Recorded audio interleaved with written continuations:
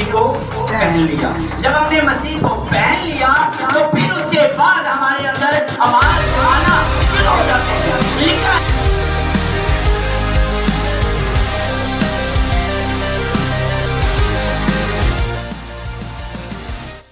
यसुमसी के बाबरकत जलाली और फतमन नाम में आप सबको की सलामती हो। जैसा कि आप सब जानते हैं कि हमने वादा किया था कि हम 7 टॉपिक्स पे वीडियो बनाएंगे और हम 7 टॉपिक्स पे रहते हुए 7 दिन में हम खुदा के कलाम को सीखेंगे।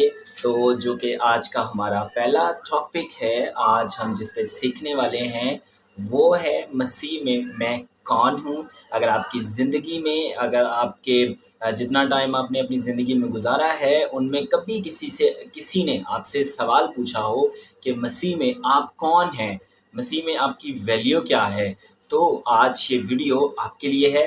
इस वीडियो को स्किप मत कीजिएगा क्योंकि इस वीडियो में हम बताने वाले हैं, सीखने वाले हैं कि मसीह में मैं कौन हूँ।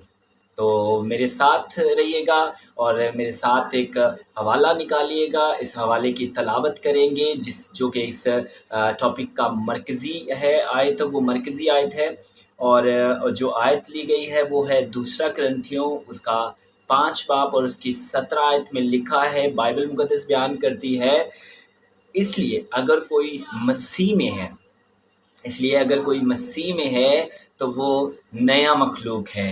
तो खुदा का कलाम पढ़ा और सुना जाना हम सब के लिए बाइस बरकत हो। आज की जो टॉपिक है वो है मसीह में मैं कौन हूँ, और ये हवाला 2 कुरिन्थियों उसका 5 बाब और उसकी 17 आयत से लिया गया है। तो आगे बढ़ते हैं और इसकी थोड़ी सी तफसीर जो है हम सीखते हैं, इसके बारे में थोड़ा मज़ीद जानते हैं कि ये जो है ये नया होना या मसीह में मैं कौन हूँ, इसके बारे में बाइबल मुक़द्दस क्या बयान करती है। बाइबल मुक़द्दस में 2 अल्फाज बयान किए गए हैं, 2 अल्फाज बताए गए हैं जिनका मतलब नया किया गया है। पहला लफ्ज़ जो है वो है नियोस।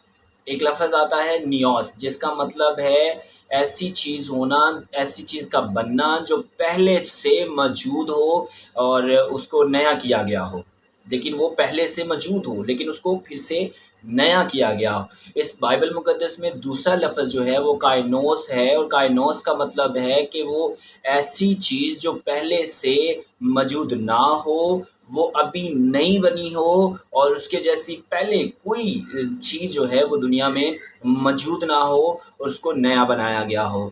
तो मसीह में हमको मुकम्मल तौर पर नया मखलूक बनाया गया है, हमें नया किया गया है। जैसा खुदा ने इब्तिदा में ज़मीन व आसमान को बनाया, उसी तरह खुदा ने हमें भी नए तौर पे बनाया है, हमें भी नया किया गया है, हमें भी नया तख्लीक किया गया है और इब्तिदा से हमें नया बनाया गया।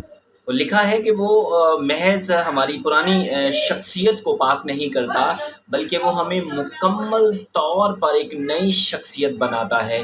जब हम मसीह में आ जाते हैं तो हम ज़ाते इलाही में शरीक हो जाते हैं और हम नए हो जाते हैं और ज़ाते इलाही में। तो आए एक हवाला तलावत करते हैं। 2 पतरस उसका पहला बाब और उसकी 4 आयत बयान करती है कि जिनके बायस उसने हमसे कीमती और नहायत बड़े वादे किए, ताकि उनके वसीला से तुम उस खराबी से छूटकर जो दुनिया में बुरी ख्वाहिश के सबब से है, ज़ाते इलाही में शरीक हो जाओ। खुदा खुद रूल कुद्दस की शख्सियत के वसीला से हमारे दिलों में क़याम करता है।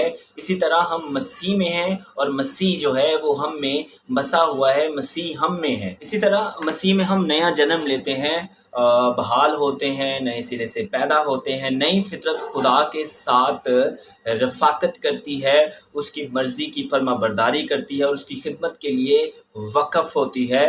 ये वो अमाल हैं जो पुरानी फितरत नहीं कर सकती और ना ही उनको करने की ख्वाहिश रख सकती है।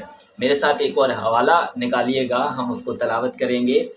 इफ्सियों उसका 2 बाब और उसकी 1 आयत बयान करती है, उसने तुम्हें भी जिंदा किया जब अपने कसूरों और गुनाहों के सबब से मुर्दा थे।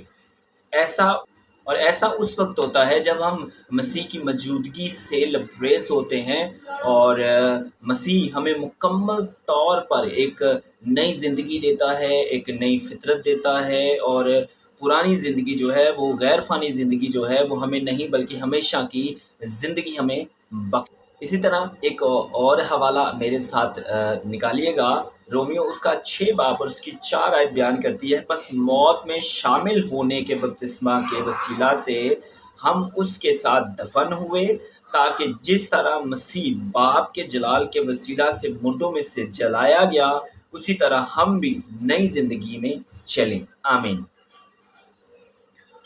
اور اسی طرح اگر ہم مسیح کے ساتھ تعلق رکھتے ہیں، ہماری وابستگی جو ہے وہ مسیح سے ہے، تو ہم اس کے ساتھ متحد ہیں اور ہم مزید گناہ کے غلام نہیں رہے، ہمیں غلامی سے آزاد کیا گیا ہے۔ میرے ساتھ ایک حوالہ دیکھیے گا، رومیو 6 باب اور اس کی 5 اور 6 آیت بیان کرتی ہے، کیونکہ جب ہم اس کی موت کی مشابہت سے اس کے ساتھ پیوستہ ہو گئے، تو ہم بے شک اس کے جی اٹھنے کی مشابہت سے بھی اس کے ساتھ پیوستہ ہوں گے۔